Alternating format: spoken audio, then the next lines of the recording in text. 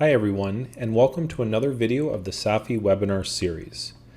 In this video, we are going to have an overview of member offsets. Offsets influence the distribution of forces in the structure.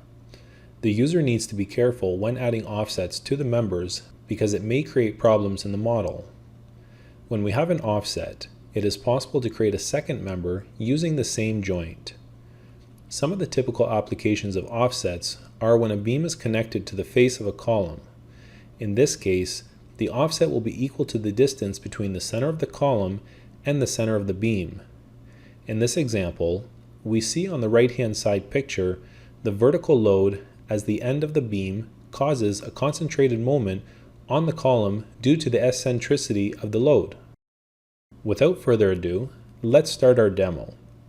In this example, we have a beam with a pin condition at both ends, and we apply a uniform load. Let's start by running an analysis. If we display the internal forces, especially the bending moment and the axial forces, Fx, the axial forces are equal to 0, and we see a typical curve of the bending moment. So, it's equal to 0 at the support and maximum at the center of the beam. Now, to specify an offset, we need to edit the attributes of the member.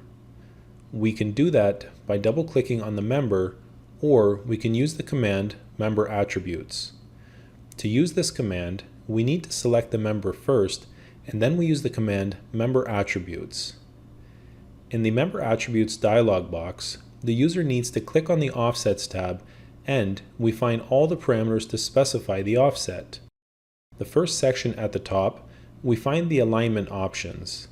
By default, the section is aligned to the center of gravity at each end.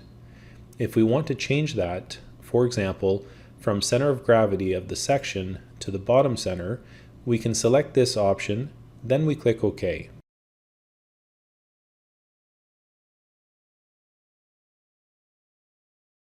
If we change the display option of the section to a solid view and we zoom a little bit here, we can now see that this member is aligned to the bottom of the section.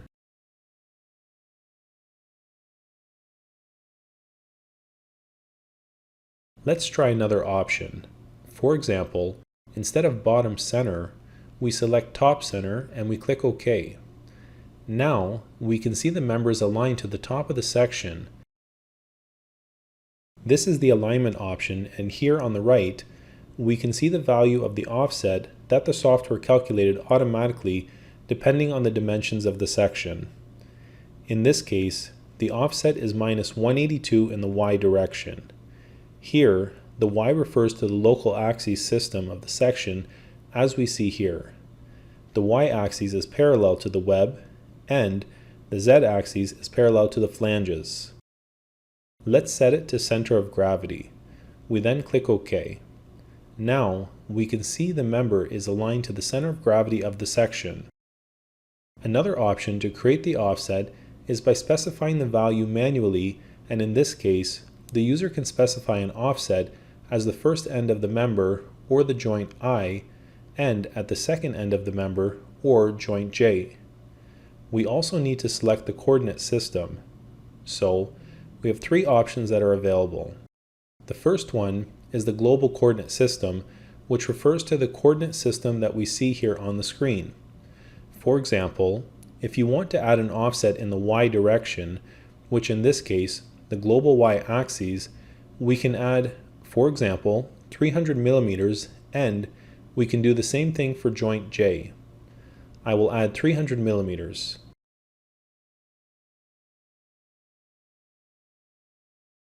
I then click OK to view it. So now we can see on the screen the offset that we applied in the global y direction. So here, keep in mind when you have an offset, it will be displayed as a gray line between the joint and the internal x-axis of the member. The other two coordinate systems refer to the internal coordinate system of the member. If I click on the key M, which is the shortcut to edit a member, we can see the internal coordinate system of the member. In this case, if I add a 300 millimeter offset in the y direction, the y direction refers to the y-axis of the internal coordinate system of the member. Here we have two options of the internal coordinate system. The first one is rotated and the second one is unrotated. The option rotated refers to the section rotation angle, also called the beta angle. So if I add an angle of 45 degrees, in this case, if I click OK, now we see that this offset now follows the rotated internal coordinate system of the member.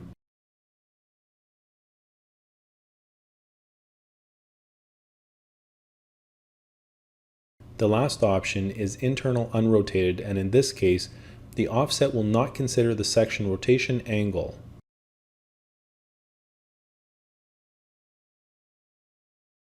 Another type of offset is a longitudinal offset. This type of offset will be specified along the x direction. An offset in the x direction will change the length of the member. If I add an offset, so a positive value, which will make this member shorter, for example, 200 millimeters, and for the joint J, I will add the minus 200 millimeters here. We can see the offset here. This type of offset can be used to model a beam that is attached on the flanges of a column. In this case, the longitudinal offset will equal to half the width of the column section. When we use this type of offset along the internal x-axis of a member, it has an effect of changing the length of the member.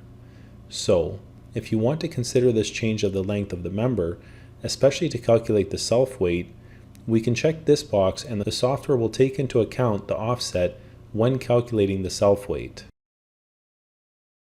Now let's add an offset in the y direction and do the analysis. First, let's do an analysis without an offset just for comparison.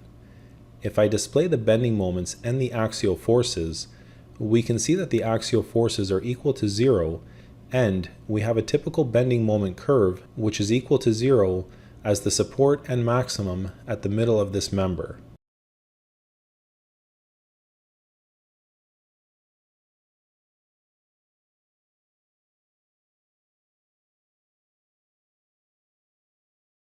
Now let's add an offset, and in this case, we simply add an offset in the y direction. Let's add here 300 millimeters. And here we have 300 millimeters. And then we click OK to validate.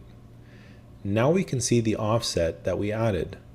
Let's run the analysis, and I'm going to leave it here on the left to see the difference of results and analysis.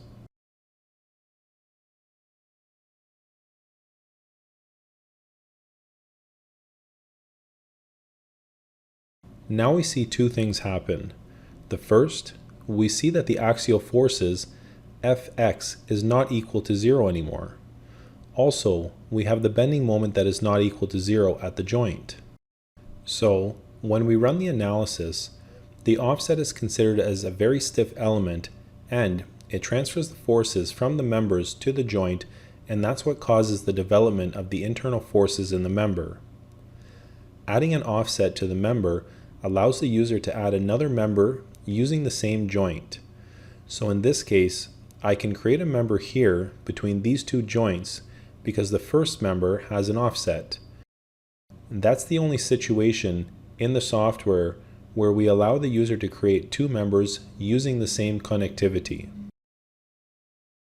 Now let's assign the same section to the second member. I'm going to select both of them and edit the attributes of the member, and I will simply just check this one.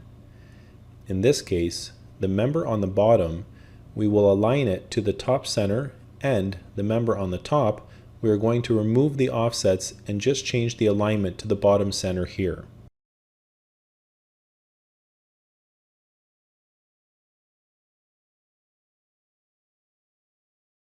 As we can see here, visually, these two members seem to be connected.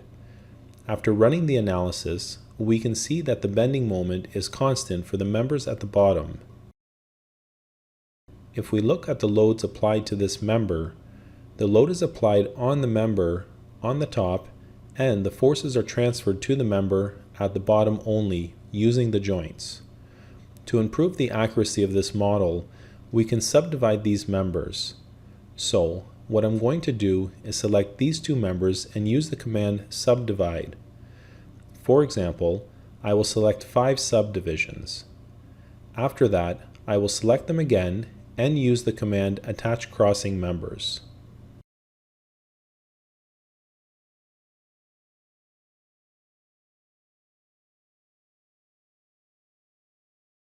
Let's run the analysis again. We can see now a similar curve for the bending moments for the first and second member.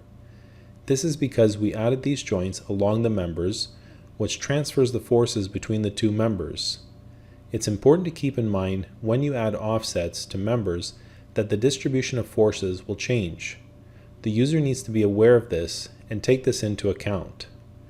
That's it for this video. Thank you for watching, and catch you in another one of our webinar series videos.